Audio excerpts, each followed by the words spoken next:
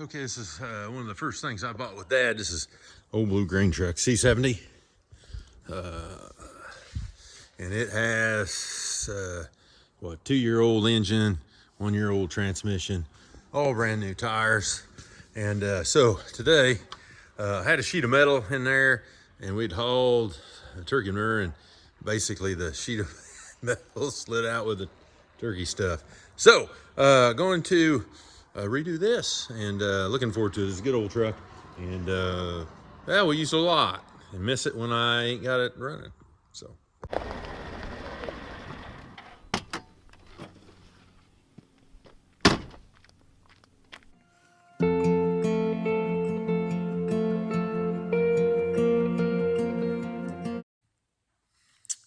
Okay, not sure where I left off on this. I think I was taking out the bed of the truck, but basically what I've done is, it's going to be in the road. I painted the frame with some rust paint that I had left over here, and got it. It wasn't terrible, actually. Again, I don't know if I said this, but 1978 C65 grain truck. A relative passed away, and we bought it. Dad and I bought it. It's one of the second thing him and I bought together. And so that floor had been in there, I think Dad figured up 45 years, something like that. So I hope this one stays that long. I don't think so. But anyways, local lumber yard got some tongue and groove stuff. And if you can see that, yeah.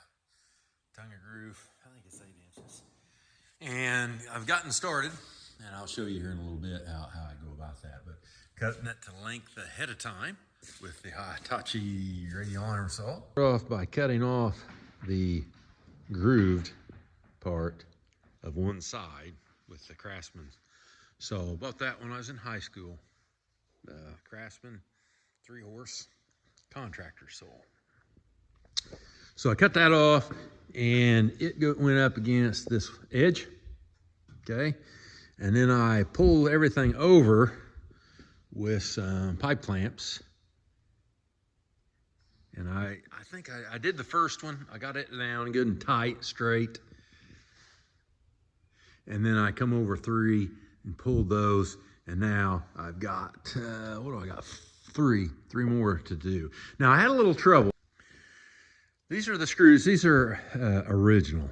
Like this is what was originally in it. But they're not self-tapping. Now you can make them self-tapping, which I thought about. You can flatten or cut a groove down here on the end, on the tapered end, and it will cut. But anyways, I had to come up with the right set of drill bits, which was a struggle. I bought several now at the hardware store in town, which I dearly love that place. And we had at one point, I had 3 drills set up to be able to do this. I've got it down now, or it's working pretty well with 2 drill bits. 1 small pilot. Actually, there's 3 in there. I didn't see that one hiding behind. But a pilot, a medium size, and then the final size hole. Then I drive it down with a little ratchet gun and get it, down tight and so on. And it's not terrible. Had I not been working out on legs this week, it would be wonderful. Nonetheless, this hopefully I'll get done. Now I'm going to run out of pipe clamp here in a little bit, and I think what I'm going to do is I'm going to try to flip the pipe clamps and push. We'll see how that goes. But that's what I'm thinking. So how about I set up and show you a couple. I'll show you how these are drilled, how I drill and fasten those, and then we'll see how this goes.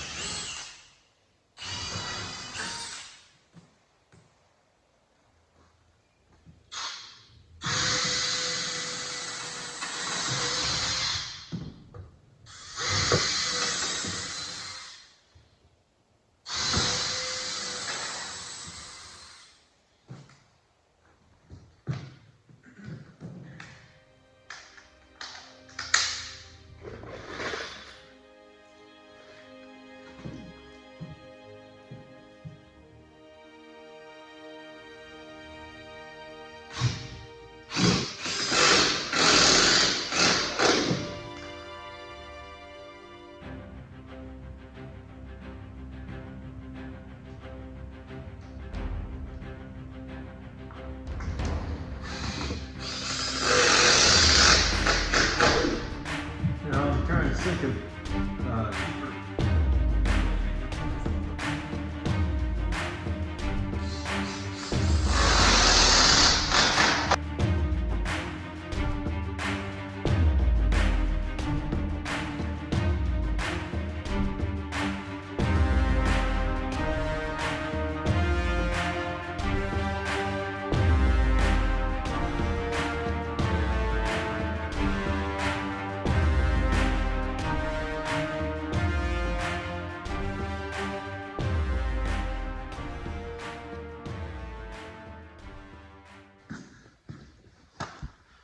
I'm out of clamp, and I was thinking I could just turn my clamps backwards and do it, but I couldn't do that, which if I'd have thought it through, obviously that would work. So what I come up with was this, regular spacers, tongue and groove, right? Then I took a tongue and groove and I split it at an angle, kind of like a door shim, you know, or window shims, whatever, you know, however you want to use that.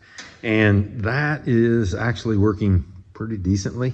Now, the only crummy part about this, I think I need to, like, I'm gonna have to do 2 sections, you know, maybe skip and I'm gonna have to move it back and forth, but that's gonna work.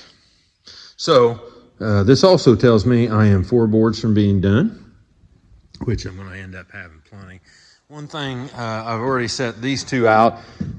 They've got some knots I don't like. I think the other one had a spot in it, maybe it was split. But when I got these boards, they were flat at the lumberyard, and they were in a set, a group. And I tried to get them as one unit, and then I brought them home immediately, and I laid them out as a unit, and I tried to squeeze them, keep them squeezed together. And of course, I've moved boards today, but you get what I'm talking about here. Flat, straight, and already interlocking to help them stay that way. Had they been outside, that would have been a no-no, because they will, sun will dry out one side and they will warp or twist like you can't even imagine.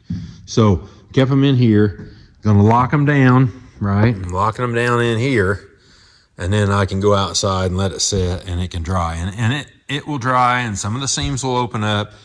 The only other way I could have done that was to lay them out, tie it together maybe with ratchet straps, let them dry, and then put it in. But that I just don't have time for that, frankly. Drilling has become an issue. I am down to basically, Dad's bought bits, and so, but this bit right here, for whatever reason, knock on wood, I'm now being able to drill it in one shot, where I was drilling it 4 other. I don't know what the difference is, and I don't know why some bits are better than others. Anyways, in any event, that is what I've got done for today. Have a volleyball game tonight at a regional for Molly, and so that's what we're on to next. And we'll come back to this tomorrow and hopefully finish it up, get it out of here, because I got to get something else in. Well, great news. I've got it done. with the exception I've got to put the bolts in. Last 3 boards. So this one was cut here, and then I picked these 2 up, kind of angle, and then wedged them down.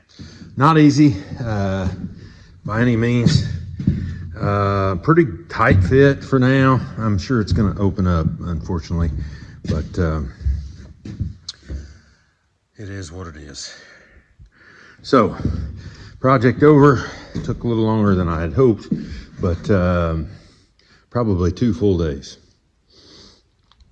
What else is there? You know, selecting your lumber is a big deal, and some of this SPF is pine, spruce, and fir. And so when you get lumber, SPF, you know, pine is probably the most dense. Spruce is probably, I'm going to say, the least of which one you want. And these have everything in between. So you do have to go through and look at your knots and see if they're broke out. I think I had, in the boards I had left, I had one. And I messed up a little bit on some stuff, but I had one with a knot that neither side, so I'll have to fill it out with some type of a filler. I think's what my plan is. But anywho, at some point I'd like to really put some poly down over this, but the floor is in such bad shape, and I mean it was terrible. Terrible. There's a lot of it. I mean it was just. It's 45 years old. So anywho, that's what I know about this project. The drill bits were an issue. I spent some money on drill bits. I finally did come upon one drill bit, believe it or not, one drill bit, the exact size that I wanted to put in, or the hole for the screws, and it drills the whole thing. So I don't know. But because I've got some of the same ones that won't drill at all. So anyways, I ended up getting some Milwaukee's at the hardware store, and that's what this one was that worked, and there's one that doesn't quite work. So I really don't know. What else is there? Well, that's what I know about this project. If you go to do it, be patient and, enjoy your time working on it. And you can do it by yourself. I have. It is possible.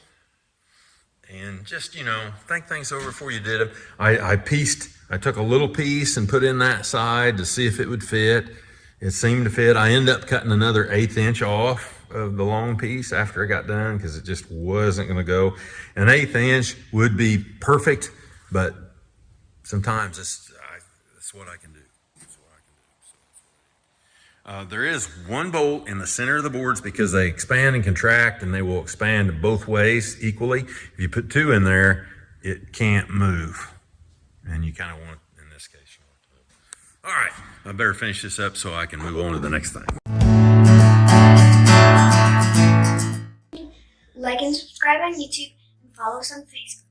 Ask your questions so we can all learn together. Come and grow with us.